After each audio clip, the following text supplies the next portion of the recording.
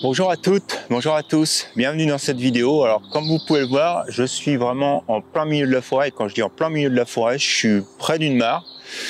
Et ce que je vais tout simplement essayer de faire, c'est d'optimiser le nombre de photos que je peux faire autour de cet endroit super réduit. En avant pour la vidéo d'aujourd'hui.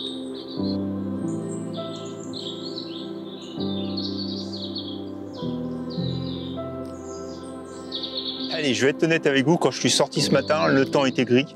Et il est d'ailleurs toujours gris. J'avais pas vraiment beaucoup d'intention au niveau de la photo, pas vraiment d'idée non plus d'ailleurs où j'allais aller. Donc finalement, ce que j'ai fait, c'est que j'ai juste pris mon sac à dos et puis je suis sorti dans la forêt juste à côté de chez moi. Et puis je me suis aventuré un peu, j'ai sorti un peu des sentiers battus comme on dit. Hein. Je suis complètement pris un petit chemin un peu comme j'avais fait il y a très récemment là dans une autre vidéo. Et puis je me suis dit je vais aller voir autre chose. Et puis ça m'a fait tilt. Parce que cette semaine on a eu énormément d'eau et je me suis dit ah tiens, je sais qu'il y a une petite mare dans le coin, donc maintenant je suis à côté de cette petite mare. Et puis je me suis lancé un défi, je me suis dit bah tiens, on va essayer sur un endroit comme vous pouvez le voir qui est hyper réduit. Je pense que j'ai de là à l'endroit le plus loin, j'ai à peu près 5 mètres ici sur la berge où je peux bouger avant de tomber vraiment soit dans l'eau, soit dans des ronces, soit en fait des herbes hautes. Donc vraiment pas beaucoup d'espace pour bouger. Et je me suis dit, tiens, à partir d'ici, autour de la mare, je vais essayer de faire cette photo. Alors pourquoi cette photo? Parce qu'on dit souvent que 7, c'est le chiffre magique. Hein. Blanche-Neige et les 7 nains, toutes les villes un peu partout en Europe ont 7 collines parce que c'est le chiffre porte-bonheur. Ah bah voilà, moi je vais essayer de faire 7 photos autour de cet endroit. Allez, c'est parti, je vous explique un peu comment je vais organiser tout ça. J'ai déjà eu l'occasion de vous expliquer, en fait, quand on est dans des surfaces assez étendues, on a toujours un peu tendance à courir dans tous les sens pour trouver des compositions. Donc je trouve que c'est intéressant de se retrouver justement dans un endroit où les déplacements sont restreints parce que ça nous oblige à se poser, ça nous oblige à exercer notre œil. Et je trouvais cet exercice relativement intéressant. Donc en fait, qu'est-ce que j'ai fait? Je me suis posé ici, j'ai forcément posé le sac à dos, j'ai posé le pied. Et puis bah, tout simplement, en fait, je regarde ce qui est autour de moi.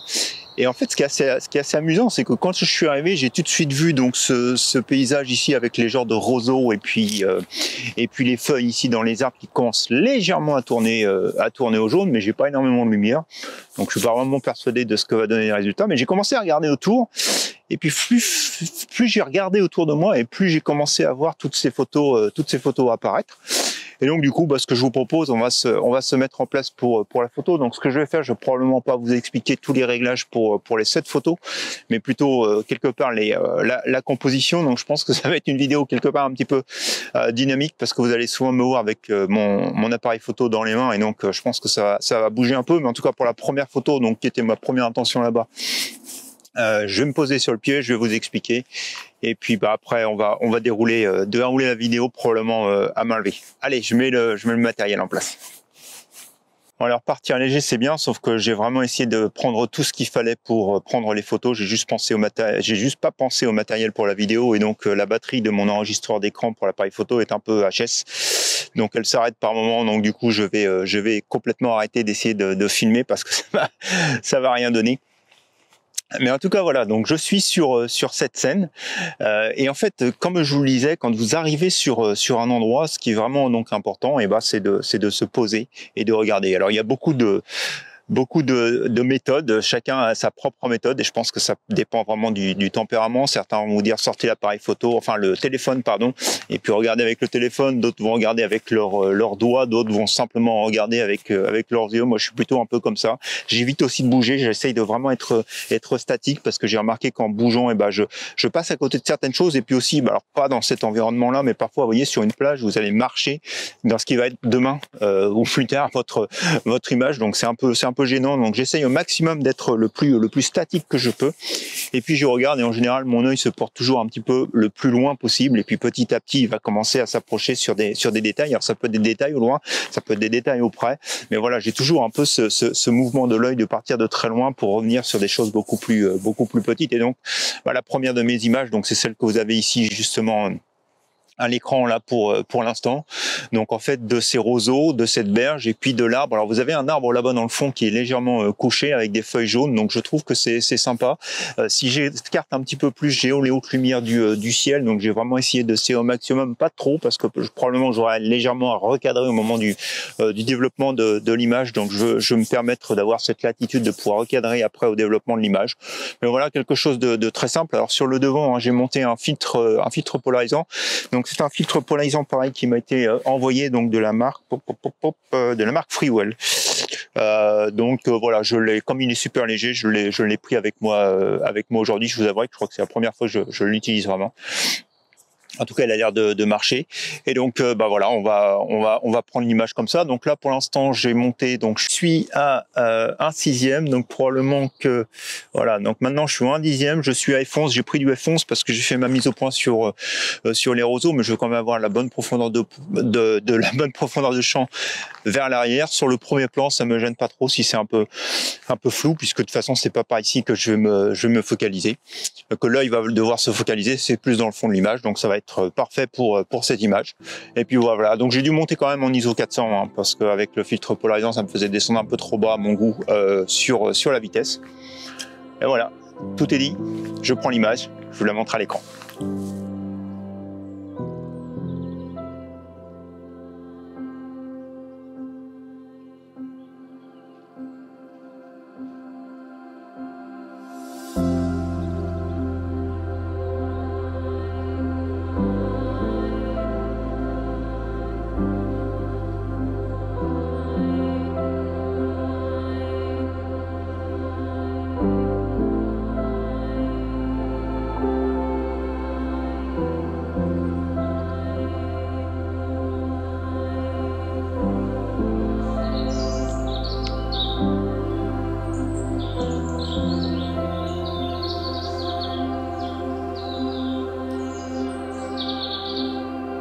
Alors, image numéro 1 prise, image numéro 2, donc en fait, j'avais justement ce boulot là qui était penché, qui me faisait de l'œil, on va dire, depuis tout à l'heure. Donc c'est sur lui que je vais me centraliser là, focaliser pour l'instant. Je vais le mettre plein cadre et probablement que je vais recadrer après mon image pour éviter, vous voyez, les deux zones relativement noir sur le côté et vraiment utiliser que la partie du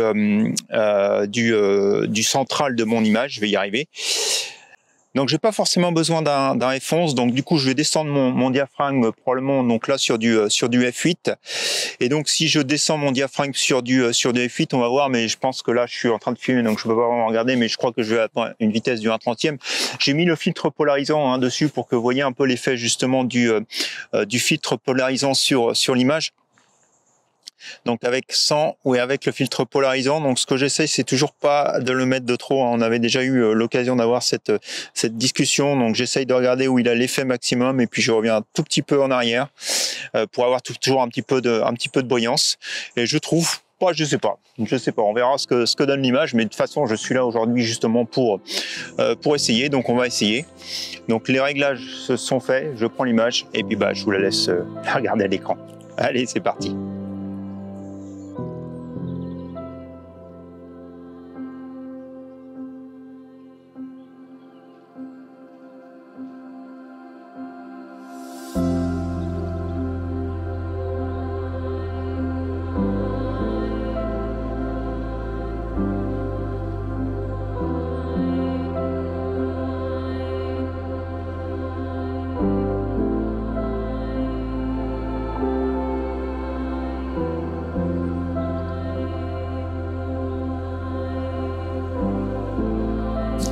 On a pris déjà 2 images. Il m'en reste encore 5 à prendre. Donc on continue à observer et à regarder ce qu'on peut prendre comme image. Alors voilà, je suis en position, ça va être relativement compliqué. Donc j'ai gardé pour l'instant mon filtre polarisant. Je vais voir si je le garde ou pas, mais il y a tellement de reflets avec l'eau que je pense que je vais quand même être obligé de le garder. Donc je vais vous montrer ce que ça donne.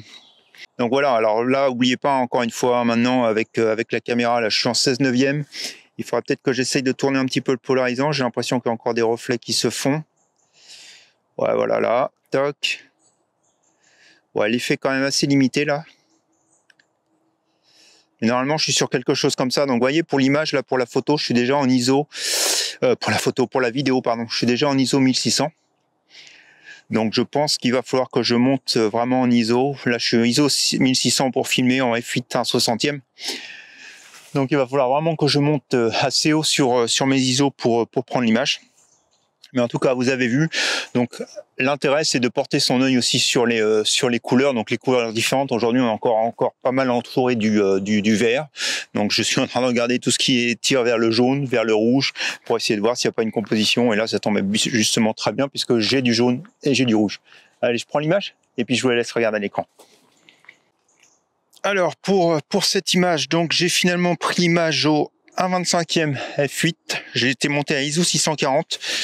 Le filtre polarisant avait un léger effet. Par contre, ce que j'ai été contraint de faire, c'est du focus stack, donc du focus stack à main levée. Je ne sais pas trop ce que ça va donner, mais en tout cas, vous avez vu l'image. J'espère que ça n'a pas trop mal marché. Là, quand je regarde comme ça les images, ça a plutôt l'air cool. Mais on va voir sur l'ordinateur. Le problème, ça va être de l'alignement et puis de s'assurer que je ne perds pas trop au niveau du cadre autour. Donc, j'ai essayé de cadrer un petit peu plus large. Bon, on va voir ce que ça donne. Allez, on continue. Alors le focus stack aurait pu probablement marcher si je n'avais pas eu affaire avec du feuillage et donc du vent qui faisait bouger les feuilles. L'alignement c'est plutôt bien fait, vous allez voir sur l'image montée dans Photoshop, mais si vous regardez sur la partie basse droite de l'image, le feuillage avec le vent a légèrement bougé entre les prises de vue et donc j'ai du flou sur cette partie de l'image et donc malheureusement le focus stack n'a pas vraiment bien marché sur cette composition et je pense pas qu'avec le pied j'aurais pu faire beaucoup mieux.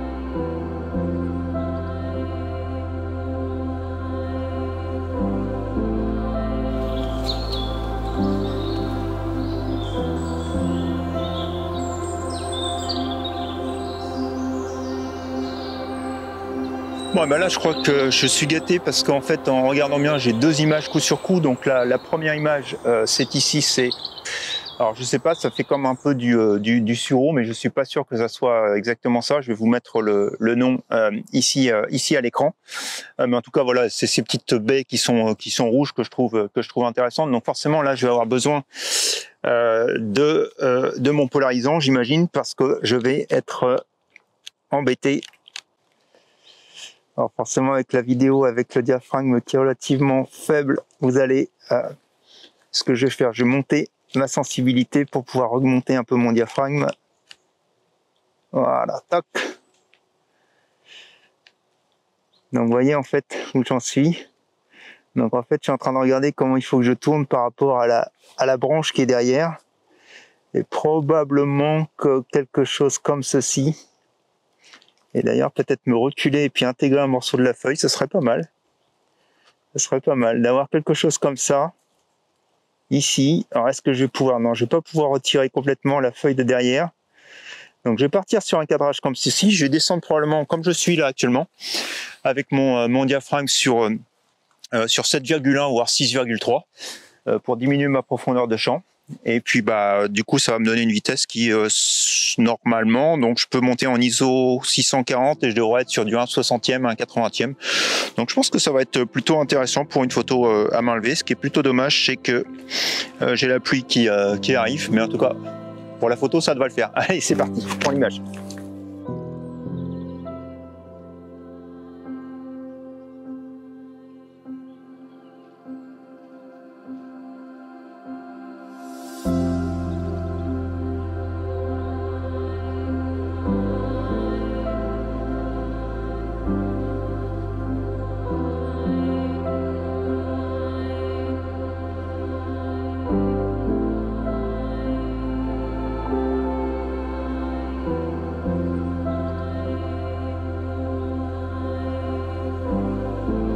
Donc là, je vais aller un tout petit peu plus loin. J'ai une fleur en fait de genre de chardon qui est bien en fait en hauteur et qui va être juste au-dessus de la mare. Donc je pense que ça peut être intéressant pour avoir un arrière-plan relativement flou.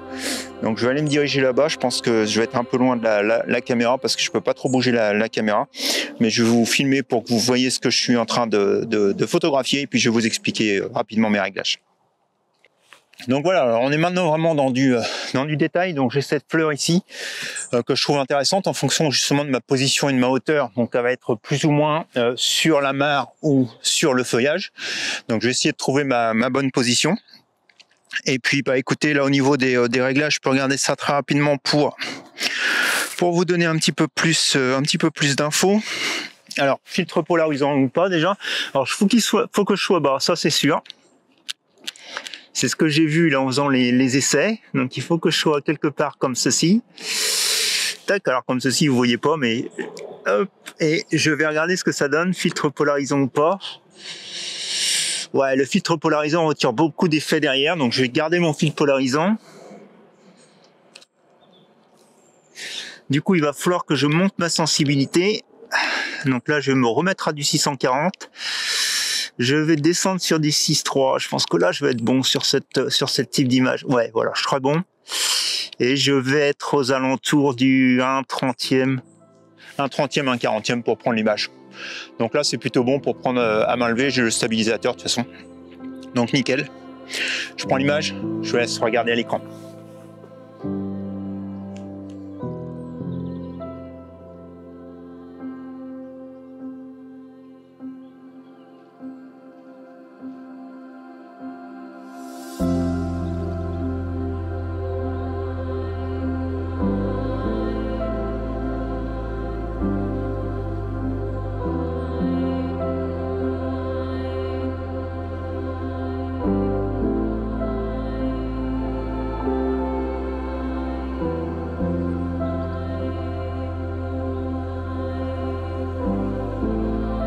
Alors, ce qui se passe souvent quand on essaye de trouver des compositions, c'est qu'au départ, on commence à en trouver, à voir pas mal de choses, et puis bah, au fur et à mesure, forcément, le nombre de compositions s'épuise. Donc, il y a toujours un moment où il va reposer un petit peu l'appareil photo, et puis recommencer à regarder dans d'autres endroits. Et je dois vous avouer que depuis tout à l'heure, donc j'ai une chance phénoménale. Quand j'étais en train de prendre cette fleur, je me disais que tiens, c'était sympa ces petites épines de chardon. Donc je regardais comment je pouvais combiner ça. Et puis bah juste là à mes pieds, en fait, il y a un chardon donc qui est en train de pousser. Il y a de l'eau dessus. Et donc il est plutôt intéressant. Alors ce qui est gênant, c'est qu'il y a quelques branches autour, donc je vais voir comment je vais pouvoir me positionner par rapport à ce chardon. Mais en tout cas voilà, on a quelque chose d'intéressant ici, et en fait c'est ça, j'ai eu de la chance parce que je l'ai pas piétiné. J'aurais très bien pu marcher dessus depuis tout à l'heure, donc c'est pour ça que je suis toujours prudent en fait. Comme je vous expliquais au départ, quand je me déplace dans ces genres d'environnement là, c'est faire attention où vous mettez les pieds et vraiment être le plus statique possible pour éviter de piétiner le maximum de choses. Je vous avouerai que là, à force de filmer, forcément j'ai dû bouger, mais c'est vraiment le genre de choses que j'évite parce que c'est très facile d'écraser quelque chose qui aurait pu être potentiellement une image. Allez, je prends ce chardon et puis je vous le laisse regarder à l'écran.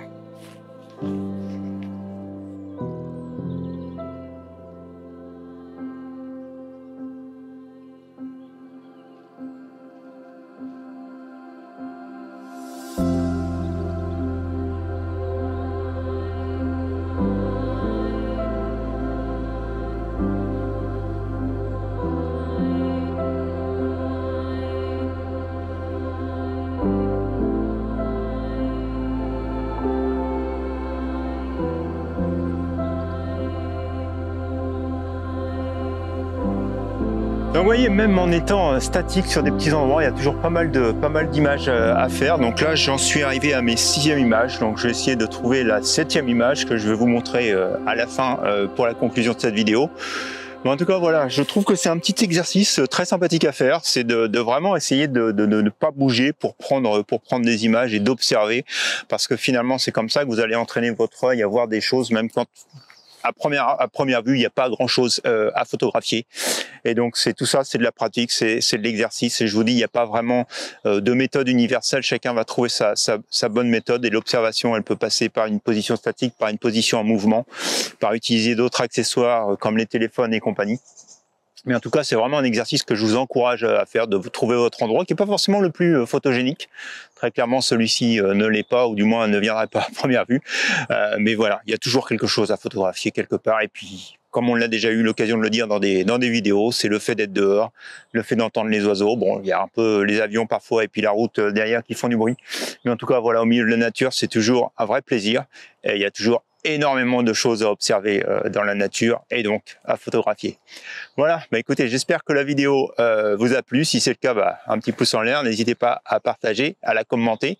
Mercredi, on va justement parler du fameux enregistreur d'écran qui n'a pas marché aujourd'hui, mais en tout cas, je vous donnerai un petit peu plus de détails à propos de ça. Et puis sinon, dimanche prochain, pour de nouvelles expériences photographiques. Allez, bonne semaine à vous. Au revoir.